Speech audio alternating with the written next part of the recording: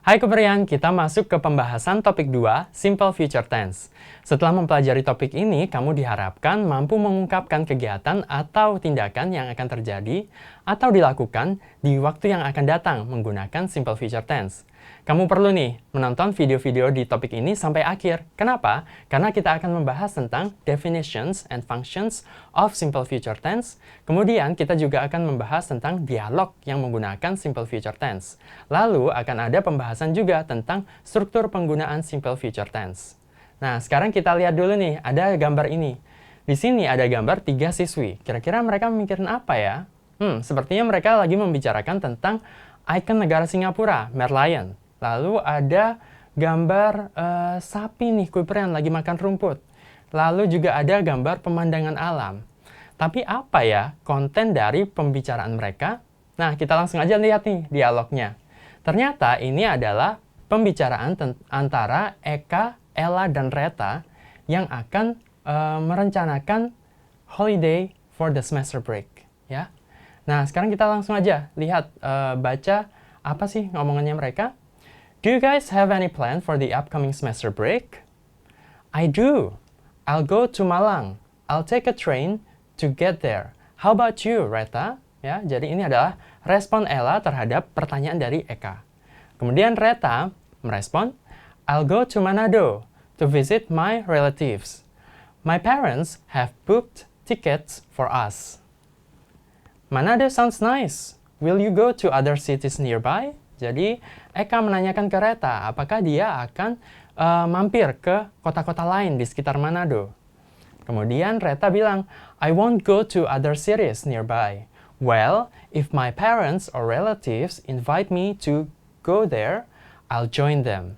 Jadi, Reta bilang, saya nggak akan pergi ke kota lain, ya. Tapi kalau misalkan orang tua atau kerabatnya mengajaknya untuk ke kota lain, ya nggak apa-apa, saya ikutan, ya. Kemudian, where will you go, Eka? I will go to Singapore for a few days. Great, ya. Jadi kalau kita perhatikan Kuiperian, di sini ada beberapa kata-kata yang di-highlight warna kuning. Ada I'll go, ada I'll take, kemudian I'll go again. Kemudian ada will you go, ya. Kemudian ada I won't, kemudian ada I'll join. Kemudian ada where will you go? Dan yang terakhir adalah I will go. Semua kata ini merupakan bentuk dari simple future tense, Kuiperian. Baik itu ada kalimat yang positif, negatif, ya, pada kata want tadi. Kemudian ada kalimat tanya. Tapi apa sih simple future tense itu? Nah, kita langsung masuk ke pembahasan definition and functions. Definisi dari simple future tense adalah a sentence containing will and a base form of a verb. Maksudnya apa?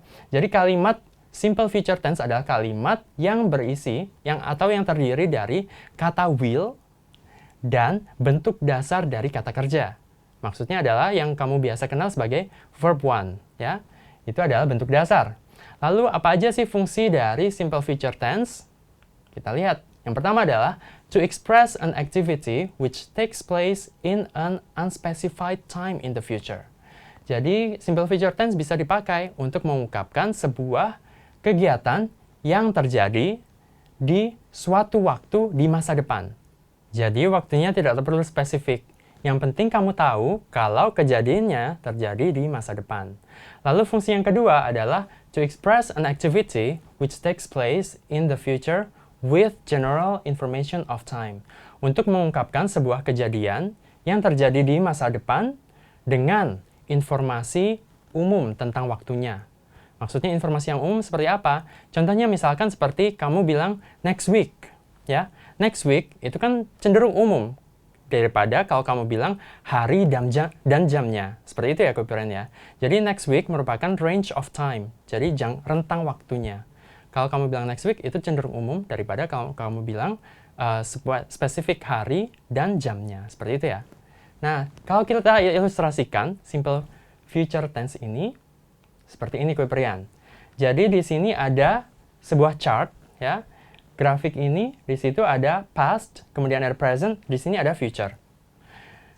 Simple future tense merupakan kejadian yang terjadi setelah present. Present itu masa sekarang, ya. Jadi di sini ini adalah future semuanya.